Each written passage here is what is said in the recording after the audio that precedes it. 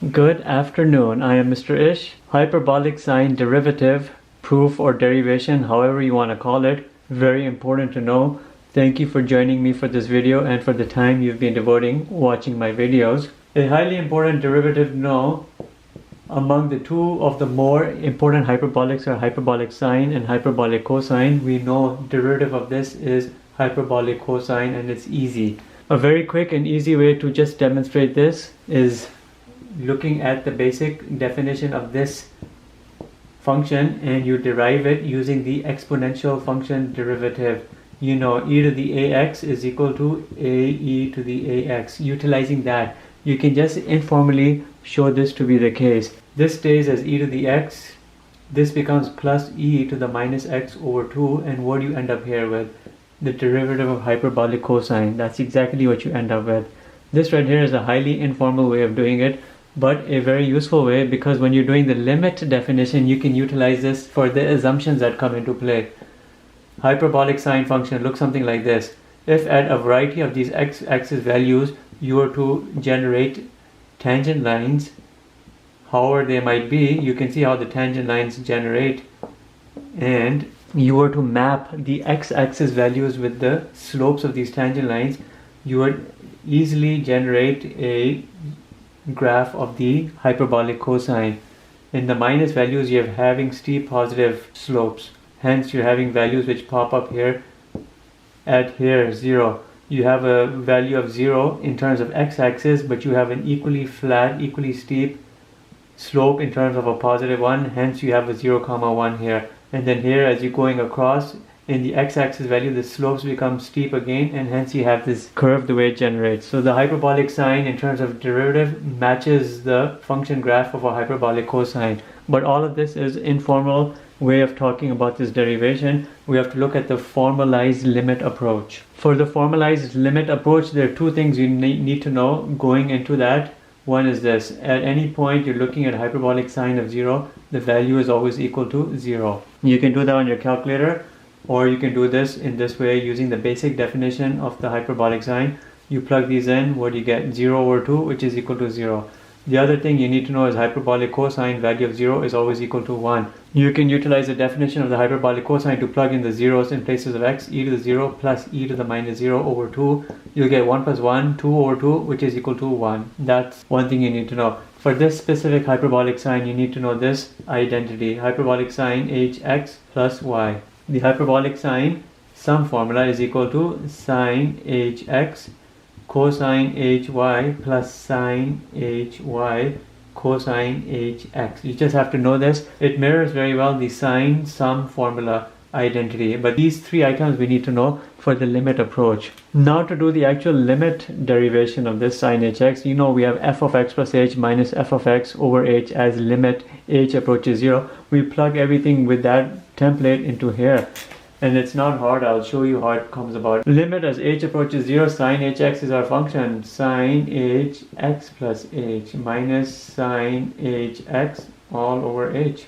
That's how the procedure will start, and it won't be too hard. We'll have to use the identity over here to open this up, and we will do that. Limit as h approaches 0, you'll have sine h of x cosine h plus sine h of angle h cosine h of angle minus sine h of x all over h. Now we've laid down the groundwork. We can separate common terms. Those are our common terms. This here is different. We'll separate everything here across this positive sign with their own limit signs. Limit as h approaches 0, I'm bringing that together, sine hx, but we're going to do some expediting here. You see everything here under the square bracket. I have a sine hx, cosine h, and sine hx. I can isolate the sine hx from that part under the square brackets, and I can separate and create exactly what you're seeing over here. Everything in the square bracket has been separated, and I've done that. No cheating over here. Everything is legitimate. Limit as h approaches 0, I'm going to write that should be an x. Cosine hx sine h. It's important to have good handwriting, otherwise your own handwriting fools you, and that is what was going on over here with me. I'm going to bring in the product of limits over here. You see I have these items are in a product relationship, right, or a product here, and product over here, and we can use the product property of limits and separate everything here among their individual limit signs.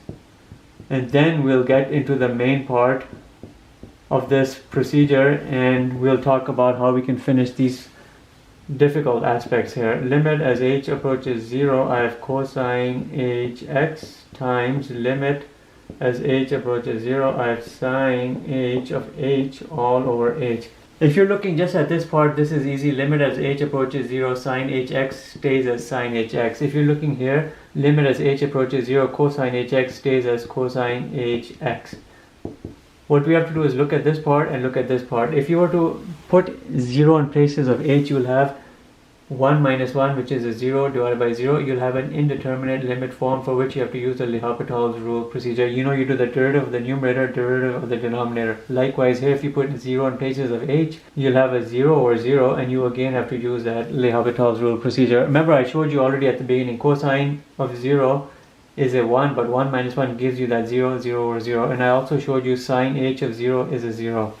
All of that you know, and I've shown you that. So now what we have to do, and I've also shown you the derivative, the informal derivative procedure. If you do the informal derivative procedure for cosine h using, as you know, this e to the x plus e to the minus x over 2, and you do the derivative of this, you will end up at the sine hx. And I've shown you for sine hx, you end up with the cosine hx. These are the assumptions you can use when you're doing this derivation procedure. This will become, in terms of its numerator, after you've done the derivation or the derivative with respect to the numerator and denominator using the h variable, you'll have sine h of h over 1, and you can put 0.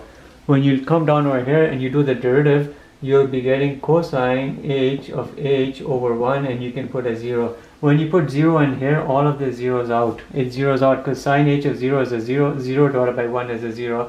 You're looking at sine hx times 0 plus. When you put a 0 in place of cosine hyperbolic, you get a 1. 1 divided by 1, and this retains as a value of 1. Since this zeroes out, you're left with cosine hx times 1, and you get cosine hx to be the derivative of the sine hyperbolic, which is what we're trying to show, and the procedure has been done. Everything here I've shown you is legitimate. There's nothing false in here. It's good procedure over here, and this is something you should know. We will be showing in the next video exact same procedures, but how we can do so with the hyperbolic cosine. Stay tuned for that video. Thank you for watching this one. Have a nice day.